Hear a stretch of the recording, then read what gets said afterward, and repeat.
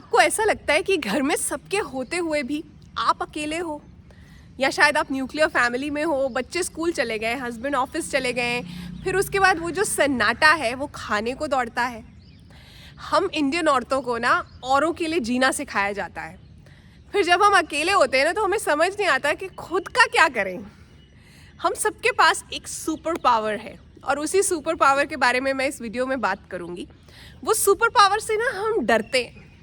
The art of being alone.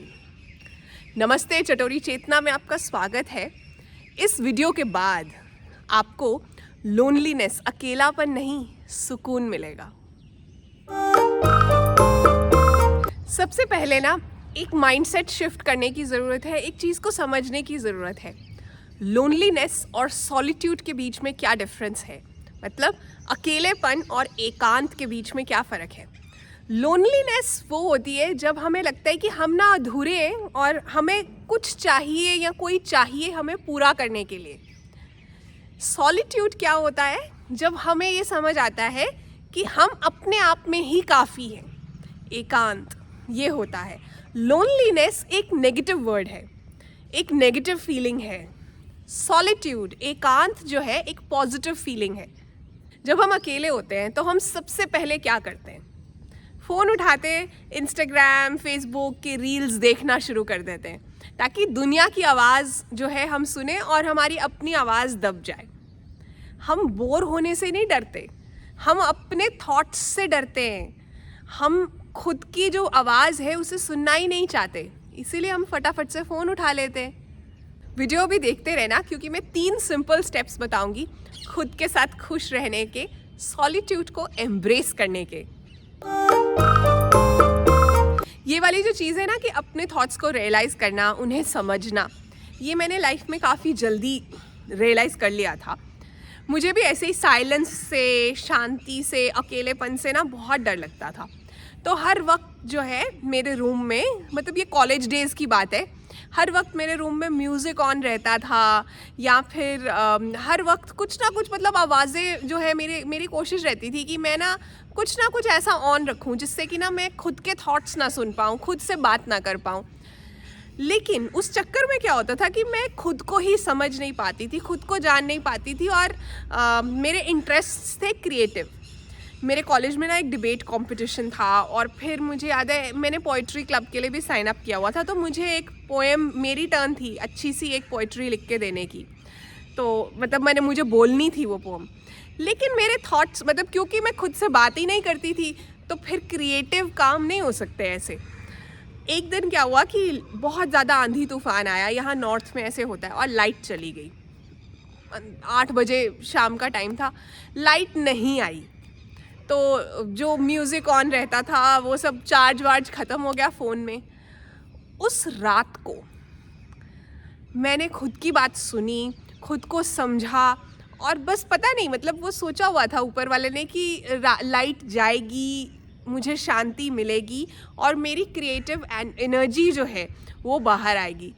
मैंने debate के लिए भी लिख लिया, मैंने अपने लिए जो पोइट्री लिखनी थी वो भी लिख ली, मैंने एक एडिशनल पोइट्री भी लिखी, मुझे याद है। फिर मैंने पेंटिंग भी की। मुझे नहीं पता क्या हुआ था, लेकिन उसके बाद से मुझे समझ आया कि खुद के साथ बिना किसी आवाज़ के, बिना किसी गैजेट के 15 मिनट बैठना बहुत ज़रूरी है।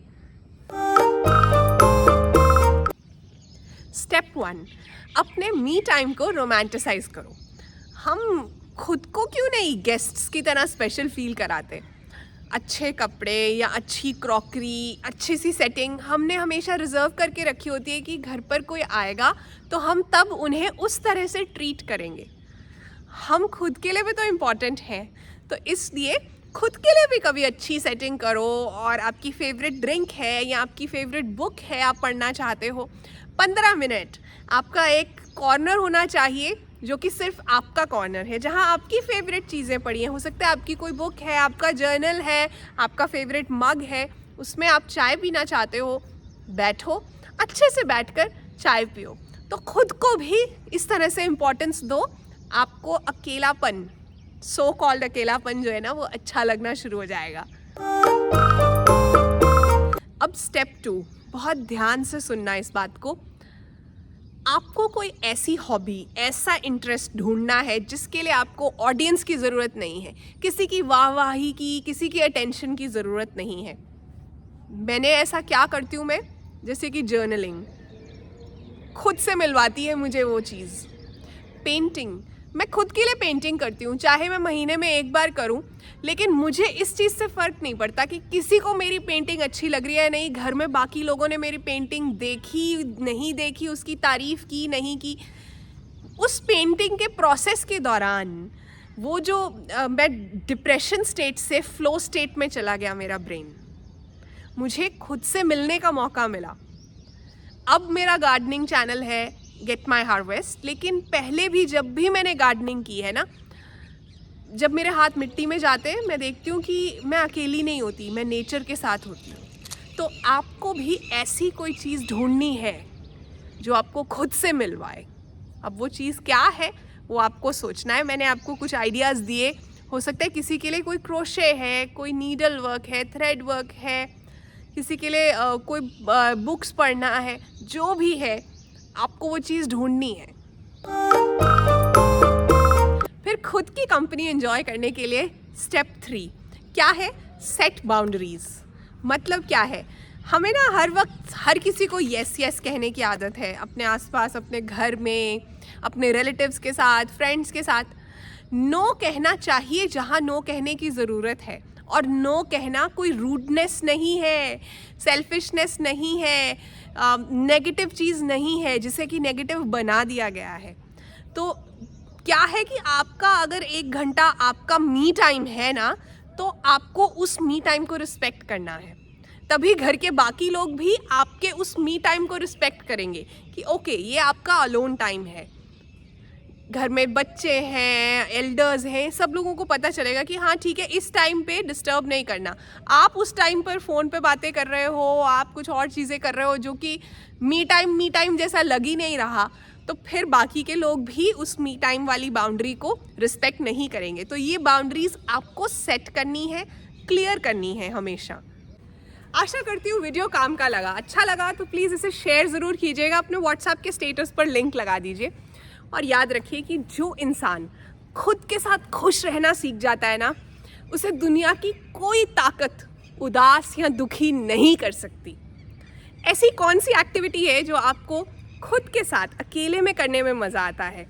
जैसे कि मुझे बहुत अच्छा लगता है जब मैं सुकून से किसी अपनी फेवरेट चीज़ को खा पाती हूँ ना, चाहे वो घर के बाहर हो या घर के अंदर भी हो। जैसे मुझे कटहल की सब्ज़ी बहुत अच्छी लगती है, तो जब मुझे ताज़ा गरम जो है फुल्का रोटी और कटहल की सब्ज़ी मिल जाए, फिर मुझे कोई डिस्टर्बेंस नहीं चाहिए। तो कमेंट्स में आप बताना ऐसी कौन सी एक्टिविटी है जो आपको अच्छी लगती है करनी। और अगली बार जब घर जो है खाली हो ना, घर के सभी लोग गए हों, तो डरना मत, खुद से कहना कि आज मेरा खुद के साथ डेट है। समझ गए ना? चटोरी चेतना के वीडियोस देखने के लिए दिल से थैंक यू। Bye bye.